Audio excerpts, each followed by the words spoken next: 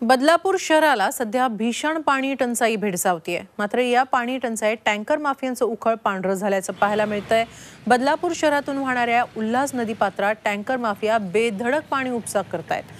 लघु पाटबंधारे विभाग आणि संबंधित विभाग याकडे दुर्लक्ष करत असल्याचा आरोप होतोय।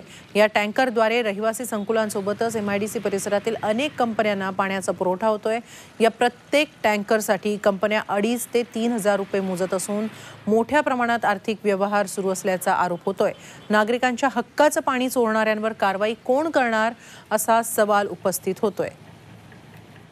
पाणी कपात करून आमच्या बदलापूर शहरामध्ये पाणी कपात केलेली आहे। त्याच्यामुळे आम्हाला जे आमच्या हक्काचं पाणी आहे ते सुद्धा मिळत नाही आहे। आणि दुसरीकडे मात्र आपण जर बघाल की उल्हास नदीच्या पाण्याची पातळी खालावली आहे, म्हणजे पाणी कपात करण्यात आलेली आहे। पण त्या उल्हास नदीच्या पात्रातून मोठ्या प्रमाणामध्ये ह्या टँकर माफियांमार्फत पाणीचा उपसा होत आहे आणि हे सर्रासपणे या ठिकाणी हे टँकर भरून शहरामध्ये विक्री करत आहेत। तर ह्या टँकर माफियावरती सरकारचं नियंत्रण आहे की नाही?